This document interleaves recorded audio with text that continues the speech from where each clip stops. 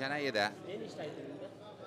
ಆದರೆ ಒಬ್ಬ ಮನೆಯಲ್ಲಿ ಒಬ್ಬ ಮೇಟಿ ಸರಿ ಇಲ್ಲ ಅಂತ ಅಂದರೆ ಆ ಫ್ಯಾಮಿಲಿ ಏನಾಗ್ತದೆ ಅನ್ನೋ ಸ್ಟೋರಿ ಈ ಫಿಲಮ್ನಲ್ಲಿದೆ.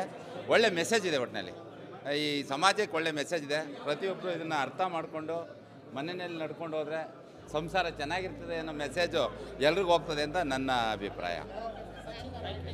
ಸಚಿನ್ ಅವರು ಒಳ್ಳೆ ಆ್ಯಕ್ಟಿಂಗ್ ಸರ್, ಫೈನ್ ಆ್ಯಕ್ಟಿಂಗ್. ಚೆನ್ನಾಗಿದೆ ನೋಡ್ಬೋದು. ಎಲ್ಲ ಪೂರ್ತಿ ಫುಲ್ ಫಿಲಮು ಚೆನ್ನಾಗಿದೆ.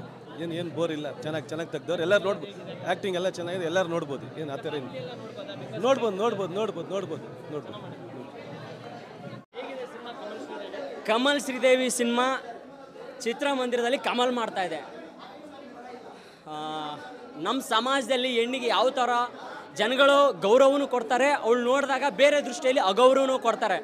ಬಟ್ ಈ ಸಿನಿಮಾದಲ್ಲಿ ನಾವು 100-200 ಎಲ್ಲೋ ಖರ್ಚು ಮಾಡ್ತೀವಿ, ಬಟ್ ಥಿಯೇಟ್ರಿಗೆ ಬಂದು ಸಿನಿಮಾ ನೋಡಿದಾಗ ನಿಮ್ಗೊಂದು ಗುಡ್ ಫೀಲಿಂಗ್ ಕೊಡುತ್ತೆ.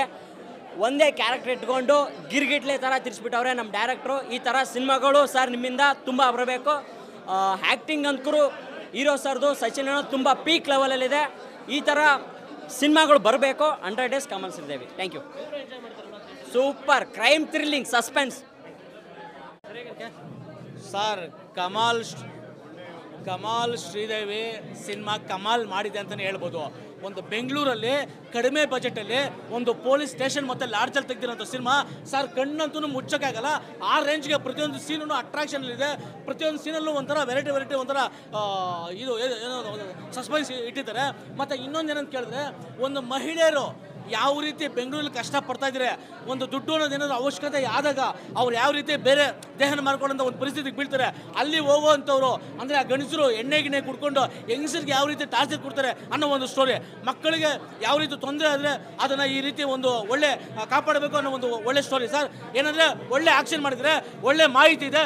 ದಯವಿಟ್ಟು ಏನಂತ ಕೇಳ್ತೀನಿ ಅಂದರೆ, ಹೆಂಗಸರು ಮನೆಗಳಲ್ಲಿ ಕೂತ್ಕೊಂಡು ವೇಸ್ಟ್ ವೀಡಿಯೋಗಳು ನೋಡೋದಕ್ಕಿಂತ ಆಸ್ಪತ್ರೆಗಳು ಹೋಗಿ ಗೌರ್ಮೆಂಟ್ ಸ್ಕೀಮ್ ಏನಿದೆ ಅದನ್ನ ನೋಡಿ ಫಸ್ಟು, ಓಕೆನಾ? ಮಕ್ಕಳಿಗೆ ಹೆಚ್ಚು ಕಡಿಮೆ ಆದರೆ ಅವಾಗ ಎಲ್ಲೋಗ್ತೀರಾ? ಮತ್ತು ಇನ್ನೊಂದು ಏನಂತ ಕೇಳಿದ್ರೆ, ಬೆಂಗಳೂರಲ್ಲಿ ಗಲ್ಲಿನಲ್ಲಿ ಬಿಲ್ಡಿಂಗ್ ಕಟ್ತಾ ಇದ್ದಾರೆ ಸರ್. ಆ ಬಿಲ್ಡಿಂಗ್ಗೆ ರಕ್ಷಣೆ ಎಲ್ಲಿದೆ ಸರ್? ಮೇಲೆ ಏನಾದರೂ ಬಿದ್ದರೆ ಕೆಳಗಡೆ ಓಡಾಡಲೇಬೇಕು.